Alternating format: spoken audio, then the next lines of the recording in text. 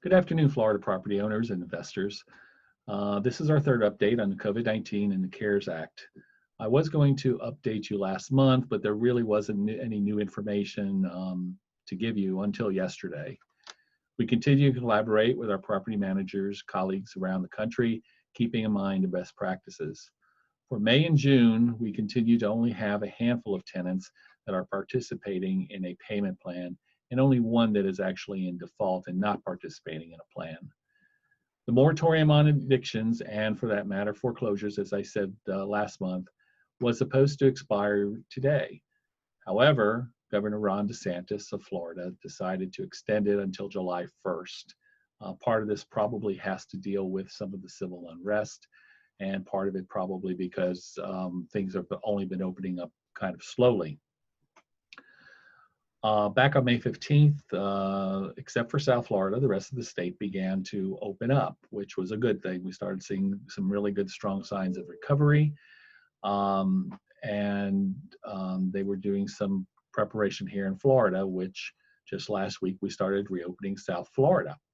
And unfortunately, we had this civil disobedience that has occurred in the last few days, or since last week, and we are now under a curfew from 9 p.m. to 6 p.m. each day.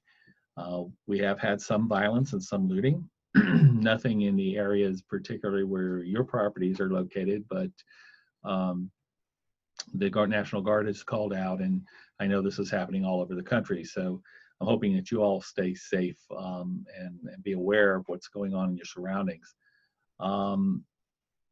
Also, yesterday was the first day of hurricane season. Not that we needed to be thinking about anything else, but hurricane season does start on June 1st and runs through the end of November. So Florida continues also to have some issues with its unemployment systems, with the checks for independent contractors and even for some regular employed folks. There was a lawsuit, class action sent, and the judge ruled on it yesterday and said it wasn't his place to order the state to fix the system. It has a bad website. There's some problems with the technology.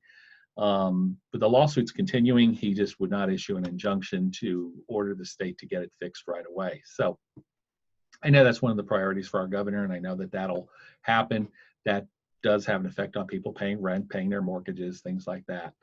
Back on the subject of COVID-19, I want to say the good news is, and we do have some good news here in Florida, we are in a downswing. Even though we have new tested people daily because they've been increasing the test, I can tell you that the overall, from the recovery to the news, is absolutely on a downswing, as well as a lot of other states. So we're hoping that that part's going to go away by the end of the month, and we're going to start to see some kind of resumption of what should be normal life.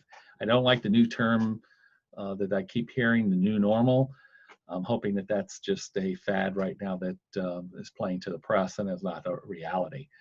I do want to say that we do have some really great tenants.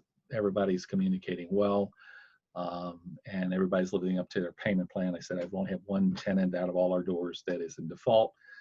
That's not bad. I know some that have a lot more than that, considering the number of doors that we manage. But in the meantime, if you have any questions, feel free to reach out to Rosa or myself, and we'll be happy to answer them. I wish you and your family best of health, the best of safety. You're in our prayers. I hope this pandemic and the civil disobedience ends very quickly. And if you have any questions, again, please reach out to us. Thank you.